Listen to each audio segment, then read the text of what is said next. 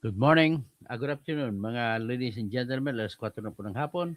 Ang ating pag-usapan sa ngayon ay si Bong Revilla po ay humihingi ng dasal na sana ay hindi siya malagay sa alanganin na naman. Kasi tandaan mo, nabilanggo na siya noong araw sa usapin patungkol sa kay Napoles. Nakasurvive siya, nanalo siya sa kaso, pero nakulong siya mga ilang taon din. At masakit, siyempre. Ngayon, parang hindi siya natututo. Kasi bakit? Mas malala ngayon ang nagawa niya kumpara dun sa panahon ni Napoles. Sa panahon ni Napoles, ang kaso laban sa kanya ay ganito. May mga PDAF kasi doon ng mga senador. Sa panahon na yon, we are talking about 2004 hanggang 2010 na taon. Ang uso noon sa Kongreso ay yung tinatawag na PDAF, Priority Development Assistance Fund. Ang kaisipan niya sa likod niyan ay kani-kanyang senador ay may priority sa pagdating sa pondo na kanilang mga proyekto. Ganon din po sa mga congressmen. May priority din po sila sa kanilang pondo. So para matugunan yung kanilang pangangailangan sa pondo, ay nagkaroon sila ng desisyon sa Kongreso na bigyan ng 200 million pesos kada senador. Panahon ni Miriam yun. Panahon ni Mayor Lim na naging senador din siya. Panahon din ni Joker Arroyo. Panahon din ni si Drilon. Ang hindi kumuha doon ng kanilang PDAF, hindi gumamit na si Mayor Lim. Ang alam ko si Joker Arroyo din. At ang isa pa ay si Panfilo Lacson. Sila gumamit ng kanilang PDAF pero mukhang hindi pa si Panfilo Lacson senador noon. After Gloria sa naging senador. Si Bong Revilla, isa sa mga senador na nag-enjoy ng kanilang tinatag na PDAF. Pero bago ang PDAF, nais ko lang ibalik pa rin sa nauna pang panahon. Ang tawag na CDF, Countrywide Development Fund. Tapos, dahil masama na pakinggan sa tainga ng mga tao, pinalitan na po nila. Hello, Stephen King? So, nung pinalitan ng PDAF, pero ganoon pa rin ang konsepto. Hindi nagbabago. So, kada senador ay binigyan ng 200 million na kanilang gagastusin. Bahala sila mamili kung saan nila na proyekto ito ipapasok. At ang kada congressman naman ay binigyan ng 70 million kada isa. Bahala din sila kung saan papasok. Ang katwiran sa 70 million lamang ay dahil distrito lamang nila kailanganin gagastusin yung kanilang proyekto. Natapos yun. Nabalahura yun.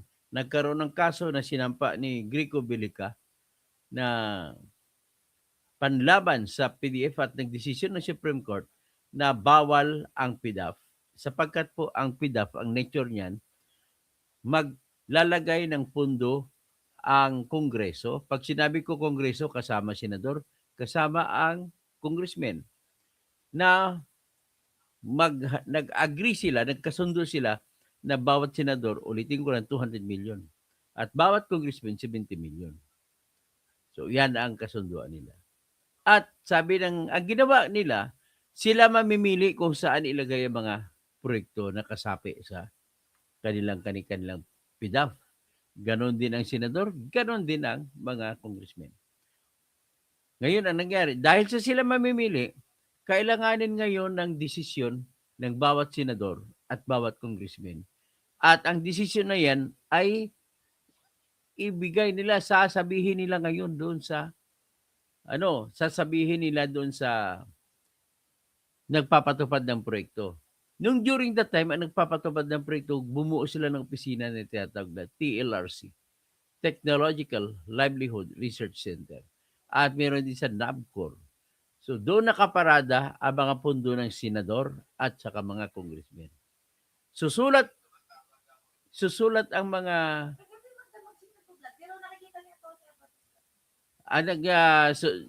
tumatawag ang mga senador at congressmen nandun sa mga NABCOR sa TLRC.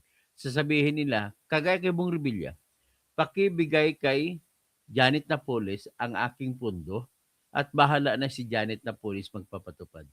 In fairness to Bong Revilla, ganun din ang ibang senador. Nasadlak din niya si Honasan. Nasadlak din si Bongbong Marcos.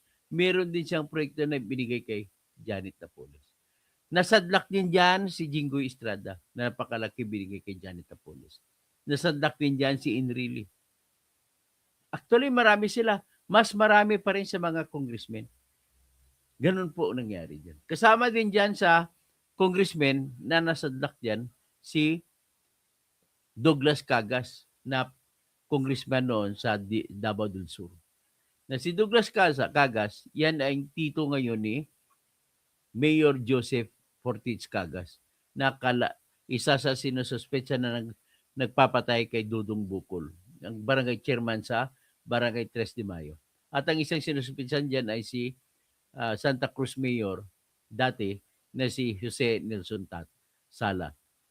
At saka ang isa pa yung kapitan na ni Colonel na hepe ng Digos City Police Station na si Lieutenant Colonel Glenn Ipong. So tatlo sila. Hindi natin alam ngayon kung anong ang follow-up dyan. Anyway, balik tayo dito sa topic.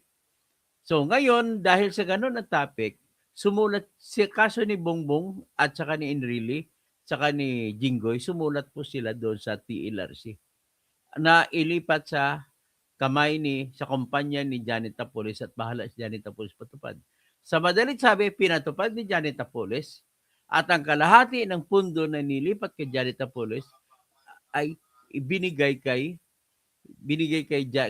Bong Revilla, ibinigay kay Jinggoy, ibinigay din kay Enrile, binigay din kay Honasan, kay Bongbong Marcos meron din. So, nangyari, nung nagkaroon na ng kaso, ang kinasuhan lamang po ay si Honasan kinasuhan din. Si Bongbong Marcos may kaso pero hindi natuloy. Kinasuhan din si Enrile, kinasuhan si Jinggoy, pero yung prominente na senador, itong tatlo, si Jinggoy, si Bong Revilla, at saka si Enrile. Ngayon, ang depensa ni Bong Revilla ay hindi daw siya pumirma ng sulat na nagsasabi sa opisina na yon na naghawak ng pundo na ilipat kay Janet Napoles na korporasyon ang pera. Ang pundo na ipapatupad. Ganon din po ang depensa ni Jinggoy Estrada. Ganon din ang depensa ni Enrile. Ang kay Enrile naman style, hindi siyang sumulat, kundi ang kanyang chief of staff na dapat na si Gigi Reyes. Si Gigi Reyes may inappoint din na isang tao na tagasulat doon. In other words, talking it shortly, lahat sila ay nagdepensa na wala silang kinalaman. Hindi sila nasulat. Pero ang tanong, ang sistema noon, hindi maililipat ang pundo sa korporasyon ni Janet Napoles kung walang sulat ang mga senador na yun. Anyway, madalit sabi, na-acquitted si Bong Revilla dahil hindi napatunayan at napatunayan niya rin na yung pirma hindi kanya. At pirma daw yun ng kanyang chief of staff. Ganon din po nangyari kay Jinggoy. Ang chief of staff ni Jinggoy si Pauline Teres Labayen. At ang chief of staff naman ni Enrile ay si Gigi Reyes. Meron pa silang inutusan si Mr. Evangelista. So anyway, ganon mga depensa nila at nagtagumpay sila. Acquitted sila. Si Jinggoy, si Enrile patay na. Si Jinggoy at saka si Bong Revilla buhay. At nakalabas sila sa kulungan. Ito na ngayon. Pasok na tayo ngayon sa PDAF naman. Sa flood control project. So, sa flood control projects, ang ginagawa nilang sistema ay ganito. Lahat ng congressman at lahat ng mga senador, sabi nga ni dating congressman Mike Defensor, sa panahon namin, PDAF lang, ako congressman, 70 million ako na binibigay sa akin at bahala ako magpatupad ng aking pundo sa aking distrito sa Quezon City. Pero sa panahon ngayon, Nagulat ako nung bumalik ako, billion-billion na bawat congressman. 1 hanggang sa 2 billion. Ganon din lalo pa mga senador. So sa panahon naman na gana kay Bong Revilla, ay ang nagsalita mismo sa Blue Ribbon Committee sa Senado ay yung taong mismo na nagbigay ng 150 million kay Bong Revilla. Kaya sad to say, bilang isang batikang abogado po na nakipaglaban patungkol sa ebidensya, I'm sorry to say, kung itanong mo lang, may basihan ba ang statement o ang sinabi, testimonya sa Senado ni Yusek Bernardo o Roberto Bernardo? May basihan po. Bakit po? Kasi unang-una, sinabi niya, personal na alam niya. At siya ang isa sa mga opisyal ng DPWH na nag-aasikaso ng flood control projects. So kung siya nagsasabi nga na may binigay siya kay Bong Revilla, mahirap sabihin na hindi totoo yan. Isa pa, personal niya at napapatunayan yan sa mga pera na nadala niya sa pamamagitan ng AMLAC. Ang AMLAC kasi po ay otorisado mag-record ng lahat ng mga transaction sa, halimbawa may bank account ka, personal mo bank account. Ang hindi mo alam, pag nagdeposito ka sa bangko mo at nag-withdraw ka, naka-record sa AMLAC. Ganon din sila ni Bernardo, ganon din sila ni Bong Revilla. So yung mga sinasabi ni Yusek Bernardo na nagbigay po siya ng pera, dinala niya doon sa bahay ni Bong Revilla sa compound na pinatayo ng tatay niya na white rock doon sa Bacoor, ay pinadala niya doon ng mga karton-kartong pera habang binababa, nag-uusap sila ni Bong Revilla. So ngayon umiiyak si Bong Revilla. Nasasadlak naman siya. Humingi siya ng dasal sa mga kanyang mga kakampi. Ang tanong, dapat ba siyang ipagdasal? Ang sagot, kung ako natanongin, kaibigan ko naman siya, i-depensa mo sarili mo. Try your best to show na hindi totoo yung akusasyon sa'yo, but then ako mismo na kaibigan mo, naniniwala ako sa akusasyon sa'yo na totoo. At dagdag niyan, ay anyway, hindi ka naman nag-iisa eh. Susunod sa'yo si Jinggoy, may bago naman na kaso si Jinggoy. May bagong kaso din, may paunang kaso para kay Joel Villanueva. So, yan ang nagiging problema natin ito ngayon. So, because of that, ay pag-usapan na lang natin na kung paano mangyari. At least, hindi ka nag-iisa, Bong. Andyan din, susunod din si Joel Villanueva, si Jinggoy Estrada, sigurado susunod yan sa iyo.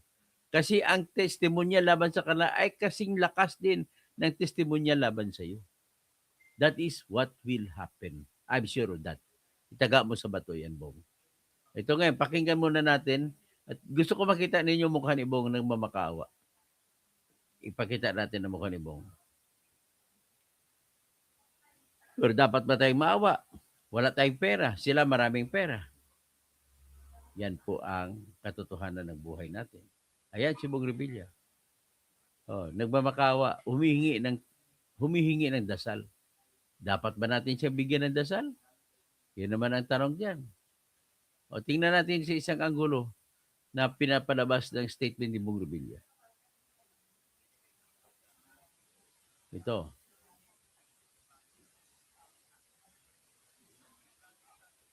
Ipalakahin natin to.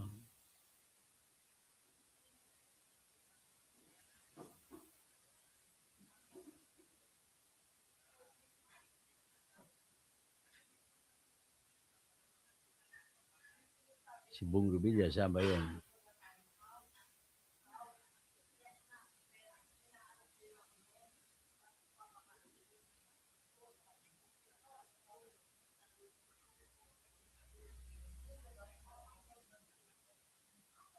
So anyway, hindi ko na babalik, no? Anyway, basta iyan na nakita niyo. Ngayon, gusto ko pakinggan natin ulit yung testimonya laban sa kanya. Dito mo makikita na sobrang lakas ng testimonya laban sa kanya. Kaya pakinggan natin.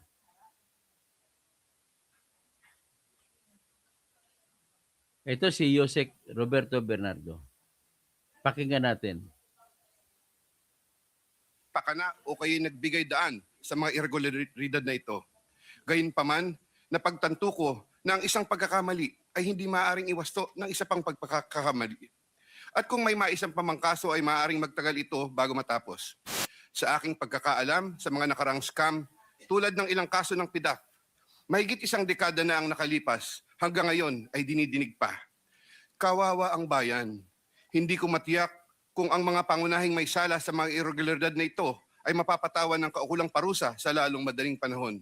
Gayunpaman, umaasa ako na sa pamamagitan ng kasulukuyang mga pagdinig ay makakabuo ang ating mga mambabatas ng kaukulang batas na hindi lamang tutugon sa epekto ng mga maanumalyang gawain ito, kundi na rin makakapigil sa pag-ulit nito.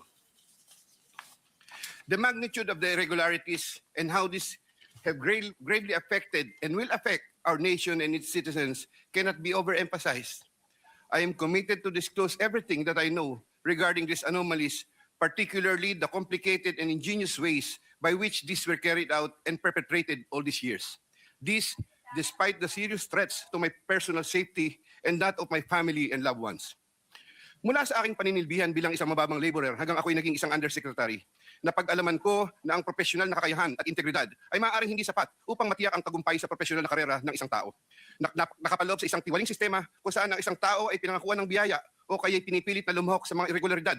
Ang takot sa maaaring masamang mangyari bunga ng hindi pagsunod o pagnanais na rin sa personal na pakinabang o kaya'y kombinasyon ng dalawang ito ay sumisira sa moral na direksyon ng isang tao. Lalo na kung ang mga dapat na may pangunahing kakayanan na humadlang sa masamang gawain ay siya ring may pakana nito at nagbibigay daan dito. Naniniwala ako na hindi lamang ako ang nakaranas sa sitwasyong ito. Nakikiusap ako sa mga nasa ganitong kalalagayan na magtiwala sa kinauukulan at lumantad na at makipagtulungan sa kasalukuyang investigasyon.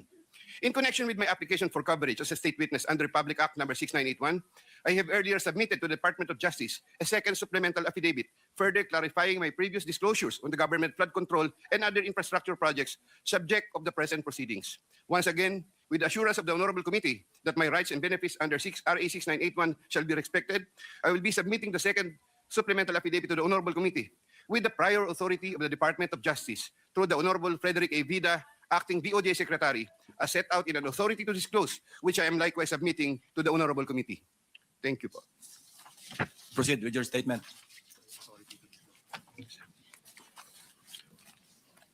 Ito na. Second supplemental affidavit. I, Roberto R. Bernardo, Filipino, of legal age and a resident of Malolos City, Bulacan, under oath, hereby depose and state. I am submitting this second supplemental affidavit consisted with my desire to set forth my knowledge about the irregularities in government flood control and other infrastructure projects, as well as to obtain peace of mind and preserve the truth. Among other factors, the contents of this second supplemental affidavit had to be violated by me by making reference to an assortment of personal notes and records, deep thinking, as well as confirming with persons certain details regarding the time, place, manner, and circumstances under which the events narrated hereunder occurred. Moreover, owing to the passage of time and the fact that I am no longer part of the DPWH following my retirement in August 2025, the process of collecting facts and details had progressed slower than expected, contributing to the delay in the submission of this second supplemental affidavit. Also, I would like to make clear that while the facts narrated below are based on my direct personal knowledge and fortified by official DPWH records, the kickback scheme pertaining to the collection and handoff of the commitments to the relevant public officers occur practically without any paper trail. A statement of facts applicable to all. Over the decades that I worked for the DPWH, it has always been my philosophy to form good working relationships between and among my bosses and our superiors, inferiors and our subordinates, and other colleagues, even without the promise or expectation of a reward or personal advantage. I would rather troubleshoot problems than develop enemies and immediately address all concerns. I would do this so that I can effectively perform my duties and responsibilities under the DPWH. Unfortunately, this professional orientation of mine has forced me to compromising situations that include the matters narrated hereunder. I reiterate my deep remorse and guilt for what I have done, and I am now animated by an honest desire to help rectify the institutional defects in the systems and operations, not only of DPWH, but also other government agencies, and help in developing lasting and meaningful reforms. I can confirm, based on my personal knowledge, that in some form or another, and on various extents, based on current setup, each and every DPWH official, employee from top and down the line, is buffeted with various avenues of corrupt acts and practices. This would include high-ranking members of the department, such as secretary, undersecretaries, assistant secretaries, regional directors, district engineers, bids and awards committee members, engineers, inspectors, and all the way down to laborers. This is also true for several top officials of other departments and or agencies, such as but not limited to the Department of Finance, Department of Environment and Natural Resources, Department of Health, Department of Education, Department of Agriculture, Department of Agrarian Reform, Department of Transportation, Philippine Charity Sweepstakes, Philippine Coconut Authority, etc. Moreover, I can confirm, based on my personal knowledge, that in some form or another, and on various extents, most proponents have their own designated contractors who will take on the projects for the former's benefit and advantage. Sometimes, other proponents would request me to suggest contractors for them who are known to me or referred to me by friends and other personalities. There are situations that national and local elected politicians would request me to source projects for them. If given more time and opportunity to review the records and confirm supporting facts, I may be able to particularize the details of these transactions and dealings. Senator Ramon Bong Revilla Jr. I have a close and friendly relationship with Senator Ramon Bong Revilla, and we go all the way back since the time of Amay Bisaya and Mayor Viseo, who first introduced me to the former legislator while I was still a district engineer in Laguna sometime in 2005 or 2006. We frequently meet in important social gatherings. Senator Revilla later on became a godparent of two of my daughters, while I became a godparent to one of his children. When Senator Revilla was incarcerated, I visited him several times at the PNP Custodial Center at Camp Crame. Because of our close relationship, Senator Revilla had asked me for assistance on several matters which I can no longer exactly recall at the moment because this happened a long time ago, and I presently don't have records to help me reconstruct the events. Hello. Sometime in the third Hello. quarter of 2024, Senator Revilla and I met Hello. where he asked me for a list of projects for funding, ostensibly to help him in his national campaign. When Senator Revilla asked me about the percentage of the commitment, I suggested either 20 or 25, to which Senator Revilla said 25%. Soon thereafter, also in the third quarter of 2024, I asked then District Engineer Henry Alcantara to prepare a list of projects, which he subsequently gave to me. The said projects are enumerated in a list here to attach as Annex A. Moreover, still in the third quarter of 2024, I also asked then District Engineer, but later Regional Director for NCR, Engineer Gerard Opalencia, to prepare a list of projects, which he subsequently gave to me. The said projects are enumerated in a list here to attach as Annex B. I had the list of projects totaling 1.5 billion submitted by Engineer Henry and Engineer Gerard, consolidated in one sheet of paper, and gave the same to Senator Revilla in the third quarter of 2024. With respect to the projects under the NEP and HGAB, I followed this up with Secretary Manny Bonoan upon request of Senator Revilla, who would also follow this up with Yusek Cathy Cabral. The White House compound is the ancestral home of the Revillas with a large blue gate entrance at the time. Sometime in the last quarter of 2024, Engineer Alcantara collected the 25% commitment of about 125 million and informed me that the same was ready for turnover through Engineer Gerard Opalencia. Engineer Gerard Opalencia told me that the 25% commitment was already loaded in my vehicle. After receipt of the 25% commitment, which were packed in 6 cardboard boxes, each containing at least 20 million, and 1 paper bag containing 5 million, I called up Senator Revilla to inform him the same is ready to be turned over to him. Sometime December 2024, probably the Monday after my receipt of the commitment, my driver and I went to the residence of Senator Revilla.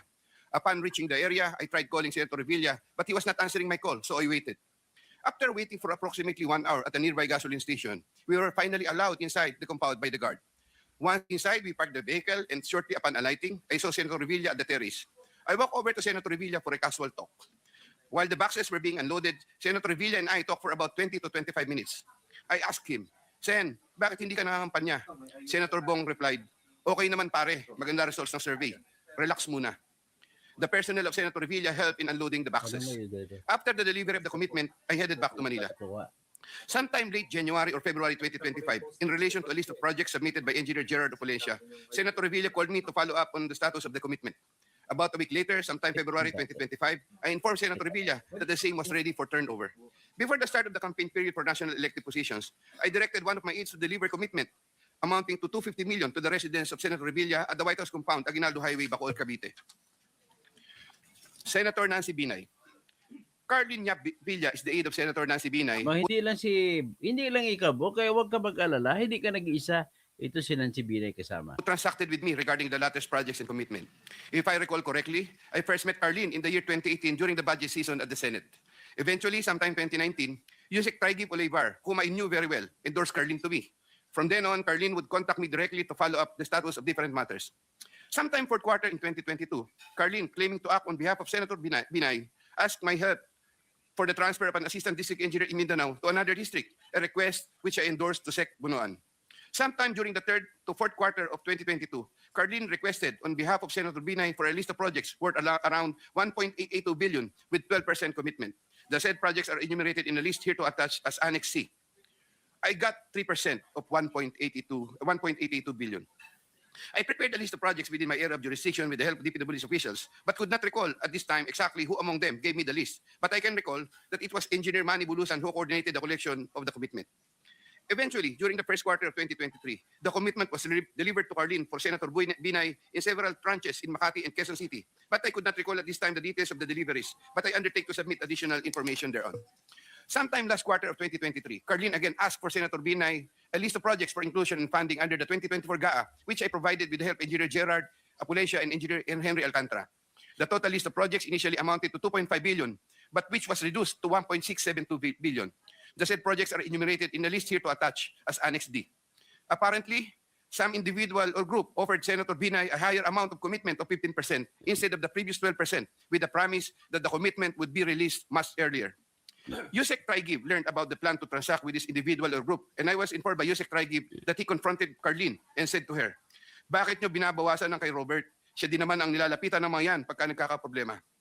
However, sometime later part of December 2023, Carlin called me and requested for a 50 million advance for Senator Binay's use for the holiday season because the individual or group was unable to deliver on their promise, and which I then helped to fix. Thereafter, Carlin told me that Senator Binay was expecting an increase in the commitment from 12 to 15%, which I agreed to fulfill. I did not get any percentages from the aforementioned projects worth 1.672 billion, but I was reimbursed the 50 million which I earlier advanced. I was nurturing goodwill with Senator Binay by fulfilling the commitment. Sometime 2024, Carlin requested me to relate to Sec Bunoan Senator Binay's request for some allocation under the NEP, which I did. Sec Bunoan allocated 500 million for Senator Binay under the NEP for 2025, which I relate to Carlin. Carlin told me to prepare a list of projects for the 500 million allocation. I then asked a list of projects from Engineer Henry and Engineer Gerard worth 500 million, which I then submitted in person with Sec Bunoan, who then told me he will instruct Yusek Cabral to include the same in the NEP. The list of projects was included in the NEP for 2025. The said projects are enumerated in a list here to attach as Annex E. Likewise, sometime in the last quarter of 2024, Carlin for Senator Binay asked for a list of projects to be included in the 2025 GAA. I then directed Engineer Henry and Engineer Gerard Apulesio to prepare a consolidated list of projects. I submitted a list of projects totaling 3 billion to Carlin, but only approximately 2.6 billion was included. The said projects are enumerated in a list here to attach as Annex F. After these projects appeared in the GAA, Engineer Bulusan, Engineer Apulesio, and myself collected, raised, and prepared the 15% commitment, which was all turned over to me. There were difficulties in collecting the commitment, as there were contractors, congressmen who did not give amount considering the issue of for later release projects totaling approximately 80 million more or less, which I had to advance. Despite this total commitment collected and raised for Senator Binay was 15% of 1.2 billion or around 468 million more or less. I earlier mentioned that the 37 million more or less was delivered at Torcio Village, Quezon City, which refers to the amount collected by Engineer Henry Alcantara. But upon full recollection, there were two deliveries. The first delivery amounted to 340 million at a house in Horseshoe Village, Quezon City, and the second delivery amounted to at least 200 million at another house, but also in Horseshoe Village, Quezon City. After the second delivery, Carlin told me, "Kinuha na ni Sir, salamat raw. Hindi ka raw kakalimutan sa Makati." The Sir refers to the husband of Senator Binay. I did not get any percentages from the projects worth 3,120 million for NEP and GAA for Senator Binay. Senator Chis Escudero and Maynard Ngu. I met Maynard Ngu at the Manila City Hall during the term of Mayor Erap, and while I was the city engineer of Manila sometime in 2013. Maynard Ngu is a familiar figure in the social political circles, as he would be handling substantial donations to politicians during election season, including the distribution of mobile phones. During the 2022 national elections, Maynard Ngu approached me and asked for help in raising campaign funds. I and other DPWH officials assisted Maynard Ngu in raising campaign funds. These frequent interactions with Maynard Ngu at the court helped me in building our mutual trust with each other, especially in favor of Senator Escudero, whose interest Maynard Ngu was actively promoting. Maynard Ngu was appointed special envoy to China for trade, investments, and tourism in 2023. When Senator Chis Escudero became Sino ba nag-appoint? Si Marcos. Senate President in 2024, Ibig sabihin, alam ni Marcos ito. Maynard Ngu approached me and asked for a list of projects for Senator Chis Escudero. Thereafter, sometime November 2024, I asked Engineer Apulesio to prepare a list of projects for Senator Chis Escudero following my conversation with Maynard Ngu. Thereafter, Engineer Apulesio submitted to me a list of projects for funding. The said projects are enumerated in a list here to attach as Annex G. For the projects located in Valenzuela, Engineer Apulesio through District Engineer Ruel Umali collected the money for the commitment for Senator Chis Escudero. He delivered the commitment at Diamond Hotel. We saw each other at the Diamond Hotel, and Engineer Opolencia told me, nasa inyo na po, boss. When I asked my driver to confirm, the driver told me, nasa akin na po, okay na po. For the projects located in Marinduque, Engineer Opolencia, through Regional Director Ryan Altea, collected the commitment for Senator Chis Escudero. He delivered to me the commitment at Diamond Hotel. Engineer Opolencia called me and said, may papadala ako sa inyo ngayon. Sa iyo ngayon, dadali na lang po sa Diamond. Later, the driver told me, nasa akin na po, okay na po. Following a deeper recollection of the facts and checking with public records, I can now confirm that in addition to the Valenzuela and Marinduque projects, Engineer Opolencia also provided the list of projects for Oriental Mindoro and Quezon City. The complete list of projects for Senator Chis Escudero is worth 1.4 billion with 20% commitment. The said projects are enumerated in a list here to attach as Annex H. Sometime early 2025, I made the first delivery of 160 million for Senator Chis Escudero at the Cherry Mobile Building at Maynard Ngu in Apasible Street, Manila. Thereafter, Ang hirap dito Cheese Escudero, cheese. early 2025, I made the second delivery of 120 million for Senator Chis Escudero, also at the Cherry Mobile Building of Maynard Ngu. Senator Jinggoy Estrada. You know, personal siya nag-deliver. Nako. I have known Senator Jinggoy Ejercito Estrada since I met Senator Jinggoy Estrada through the social circles of Senator Bong Revilla. We usually had encounters during social gatherings of people in the movie industry. We developed a close relationship. Sometime in 2010, when I was Assistant Regional Director of DPW's Region 4A, Senator Jinggoy was backing me to become a regional director. When I failed to become a regional director, I applied for the position of city engineer, and Senator Jinggoy was one of those who recommended me. When he was incarcerated, I would visit him, but sometimes together with then City Mayor Joseph Erap Estrada. Sometime in 2023, Senator Jinggoy requested Secretary Bunoan through me for projects worth 500 million. Secretary Bunoan agreed to give 450 million for the DPW's NCR building, which Yusek Cabral included in the NEP for 2024 with an 18% commitment for Senator Jinggoy. Senator Jinggoy called me sometime in the third quarter of 2024 and asked me to request the amount of 1 billion from Sec Bunoan. Senator Jinggoy said, tulungan mo na lang ako dyan kasi marami pa akong tutulungan sa eleksyon. I replied, Sabi. okay na ba ang 25% Sen? Sen Jinggoy responded, okay na ang 25%. I relayed to Sec Bunoan the request of Sen Jinggoy. The former then asked me to prepare a list of projects for the latter. In turn, I asked Engineer Gerard Opolencia for a list of projects. When Engineer Opolencia gave me the list, I gave it to Secretary Bunoan, who told me that he will give the same to Yusek Cathy Cabral and that the latter will take care of it. At the moment, I cannot locate the list or a copy thereof. Later on, I saw that some of these projects totaling 500 million and included in the list I gave to Sec Bunoan were listed in the NEP for that year. These projects, as appearing in the NEP, are enumerated in a list here to attach as Annex I hereof. Thereafter, Senator Jinggoy called me and asked me what happened to the difference of 500 million. I relayed this to Sec Bunoan. The latter replied that he will prioritize the matter as soon as there is available funding. Subsequently, I found out that the projects totaling 200 million were included in the SGAB for 2025. These projects, as appearing in the SGAB, are listed Annex J hereof. However, Senator Jinggoy called me again for the difference of 300 million to complete the 1 billion project value that was requested. During the BICAM, projects worth 750 million were again included in the projects to eventually form part of the 2025 GAA. The said projects are enumerated in a list here to attach as Annex K. The total budget for the projects which appeared in the 2025 GAA is approximately 1.45 billion, more or less. After Engineer Opolencia collected the 25% commitment, approximately 360 million, and delivered the same to Diamond Hotel in Manila. Thereafter, I tasked my driver to deliver the boxes to Sen Jinggoy at the Archaga building in San Juan City. Senator Jinggoy personally confirmed to me his receipt of the commitment and thanked me for the same. During the 2024 budget hearing for 2025 GAA, Engineer Alcantara informed me that Senator Jinggoy gave him funding amounting to 355 million for Bulacan First DEO and 500 million from other districts in Bulacan and requested that he, Engineer Alcantara, prepare list of projects. The said projects are enumerated in a list here to attach as Annexes L and L-1 respectively. Later on, sometime in the first quarter of 2025, Senator Jinggoy asked me to get the 25% commitment for the aforesaid list of projects from Engineer Alcantara. Engineer Alcantara then delivered to me the 25% commitment, approximately Kung ako tanongin mo, ano ito bribe ito ni BBM sa kanila para hindi sila kumontra sa gusto ni BBM mangyari 213 million, which I delivered to Senator Jinggoy at the Archaga building in San Juan City. Senator Grace Poe.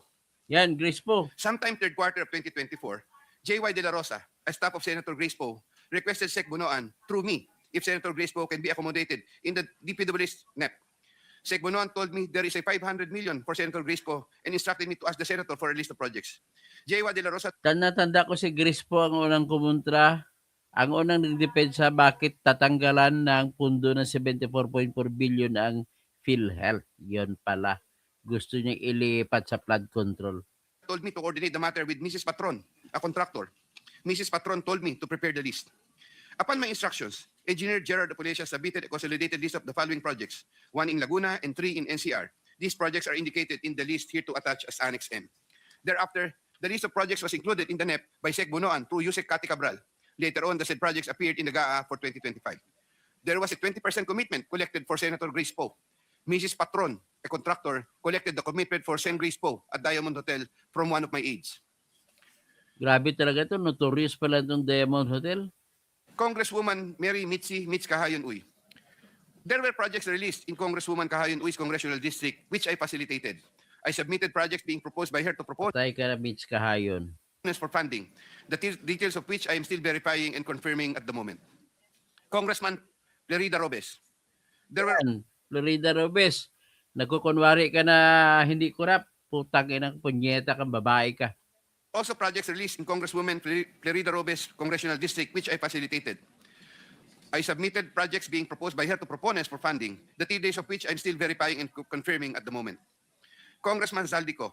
O, saldi ko, pinakamarami. In addition to my statements in my affidavit dated 25 of December 2025, I was told Bakit siya pinakamarami? Yun pala na, kinukuliktan niya lang para ibigay kay Bongbong Marcos. 2 billion naman. by Engineer Alcantara, Congressman Zaldi would from time to time deal also with engineers Gerard Pacanan, Gerard Opolesha, and Danny Villa. There were times Engineer Gerard Pacanan and Gerard Opolesha would give me certain amounts, supposedly from Congressman Zaldico. Yusek Traigib Olivar of David. In addition to my statements in my affidavit dated 25 of September 2025, I wish to add that I have known Yusek Traigib as early as 2010 when he was still a staff of Senator Bong Revilla. He is a common figure in budget deliberation hearings and by reason of which I had interacted with him on multiple occasions. Yusek Traigib then worked under the office of Senator Edgardo Angara and then later worked under the office of Senator Sani Angara. When Senator Sani Angara became a chairman of finance, Yusek Traigib and I would have several interactions as part of our work in budget preparations. When Senator Revilla was incarcerated with Senator Jinggoy Estrada, Yusek Traigib and I would frequently call each other so we can help look after the welfare of concerns of Senator Revilla, whom I visited several times with Senator Jinggoy Estrada while they were in detention. Aside from the details I had earlier mentioned in my affidavit dated 25 of September, Biro mo habang nakakulong yung dalawa, ginagawan mo ng paraan, nagkukurap pa rin. Nakakulong na, nagkukurap pa rin. Grabe. 2025, Yusek Traigib and I also had transactions concerning Senator Angara between 2019 Ganun katindi ha, nasa kulungan ka na, nakakagawa pa ka pa ng pagdadakaw. and 2024, where Yusek Traigib received deliveries representing 12% of the projects of Senator Sani Angara, while the latter was chairman of finance. As I previously mentioned in my affidavit dated 25 of September 2025, Yusek Olivar and I discussed the program appropriations supposedly for the Office of the Executive Secretary. Thereafter, DPWH received a special allotment release order which included projects worth 2. Hindi ko gusto ang sinasabi ng ilan dito, puro bata ni Duterte. Hindi po bata ni Duterte yan. Mga sariling tao yan. Kung sino ang boss, doon na sila. Kaya huwag niyo sabihin mga batang Duterte yan, si Bong Revilla. Mali po yan. 85 billion. The contract IDs for the projects were 2.85 billion covered by the SEDSARO can be secured from the records of DPW's Regional Office for Region 3 and the First District Engineering Office of Bulacan. Moreover, in the program appropriate allocation for 2025, there could have been an additional 12 billion more or less funding, which I am verifying and confirming at the moment. DPWH Secretary Mark Villar and Yusek Cabral. Yan. I was appointed Assistant Secretary of DPWH by former President Rodrigo Duterte in 2016 during the term of DPWH Secretary Mark Villar. As Assistant Secretary for Operations, I was assigned over the Visayas regions. While I was Assistant Secretary for Operations, I was introduced to Carlo Aguilar, a cousin of Sec Mark Villar. Yusek Cabral was already the Undersecretary for Planning Service when I became Assistant Secretary. As Undersecretary for Planning Service, Yusek Cabral was working closely with Sec Mark Villar for the allocation, listing, and budgeting of all the DPWH infrastructure projects. While I was Assistant Secretary, I was also later designated as Chairman of the Central Bids and Awards Committee, Central BAC. In the later part of 2017, I was promoted to Undersecretary of the DPWH during the incumbency of Senator Mark Villar and took my oath of office as Undersecretary before him. In the first quarter of 2018, I was designated as Undersecretary for Operations for NCR, 4B, and the 3 Visayas regions. Upon my request, I was replaced as Chairman of Central BAC sometime in February 2020 because of political intrigues, as I was reportedly siding with then City of Manila Mayor Isko Moreno, who was vocal against then President Rodrigo Duterte. All of this time, the funding of all projects was cleared through Yusek Cabral for approval by Sec Mark Villar. From time to time, Yuse Cabral would ask me to submit detailed list of projects with regards to lump sum fund allocations of DPWH, which list she sometimes would approve herself or forward to Sec Mark Villar for approval. Among others, this included NAG-IISA and other major roads project allocations, maintenance of creeks and waterways, etc. The commission for these approved projects was 10% and divided as follows: 50% to Carlo Aguilar, presumably for Sec Mark Villar, 25% Yuse Cabral, 25% for myself. Undersecretary Maria Catalina E. Cabral.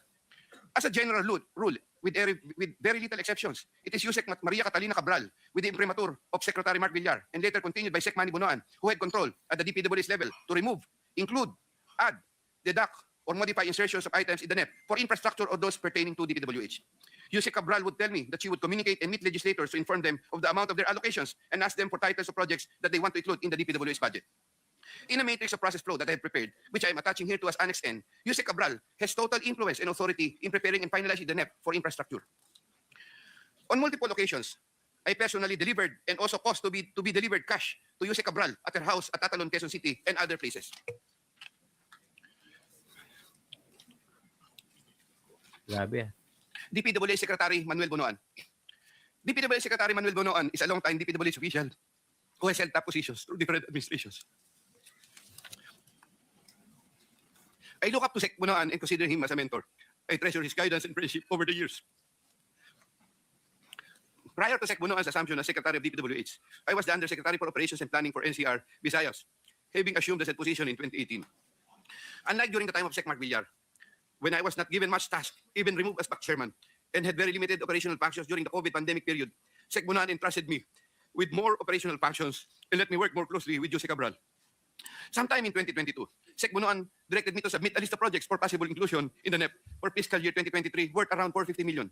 Without question and delay, I asked Bulacan First DO for a list of projects for funding. Thereafter, Engineer Alcantara submitted to me a list of projects for funding under the NEP. Those projects are indicated in the list here to attach as Annex O. In compliance with this order, I forwarded the list to Sec Bonoan. He told me that Undersecretary for Planning Maria Catalina Cati Cabral shall facilitate and ensure the inclusion of these projects in the NEP.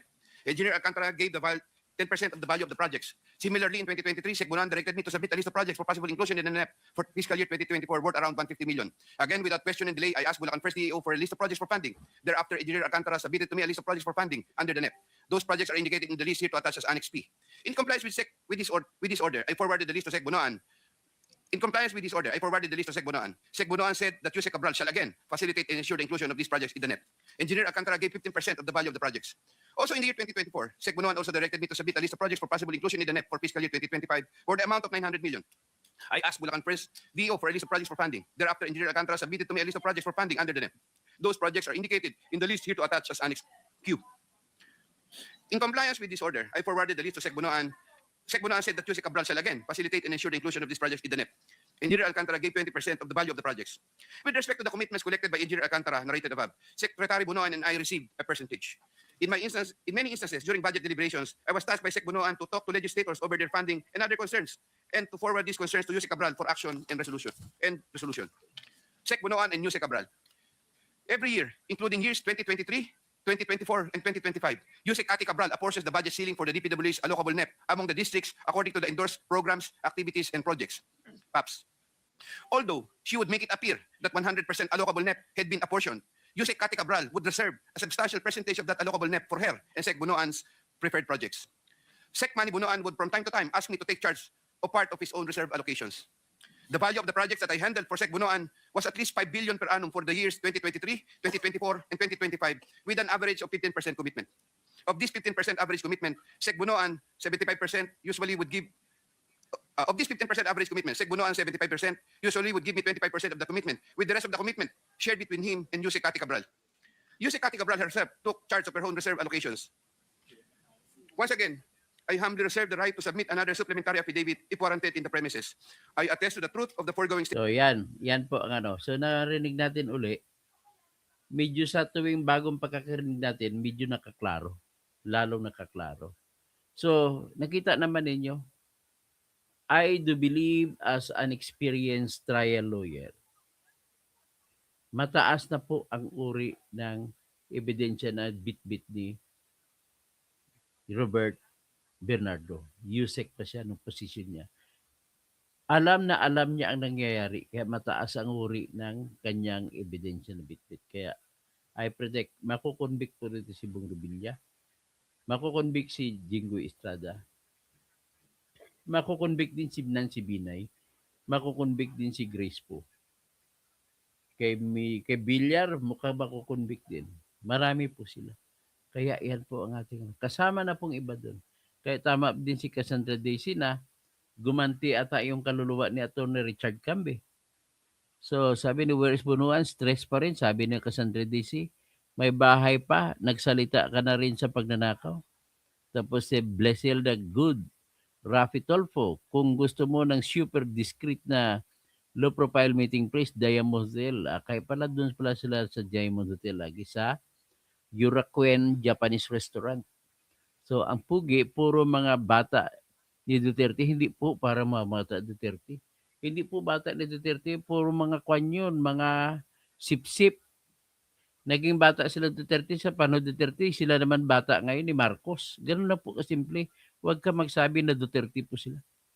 Princess Nicole, habang ang mga Duterte naghahanap ng pundo no panggawa ng tulay, ang mga magnanakaw, ang laro lang ay basketball, dribble, tapos shoot ang mga kawatan. Bergie Piquero, follow the president, magnanakaw. How? Grabe kasi kurap ang puno hanggang kapag kurap talaga presidente nangyayari po yan. Rafi Tulfo, FY sa Demon Hotel, o binabanggit niya pala Demon Hotel din. Castro Teresita Gavinia, hindi natauhan itong si Revilla na ito'y plunder na noon. Dapat binago na nila, binigyan na ng pagkakataon magbago pero tinuloy pa rin. Nilda Carpus, grabe mga matakaw sa pera, hindi manaawa sa taong bayan.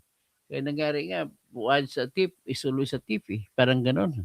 Cassandra Daisy, kaluluwa ni Atty. Cambe, nasa lupa pa para gumanti kay Revilla. Siya ang magdudusa sa pagnanakaw ni Revilla. So tapos si Elgin Rizon. Engineer, ba't mahina boses mo? Lakasan mo mahina ba? So tingin ko naman ay malakas na rin. Cassandra Daisy, Denby Elasion. Tapos si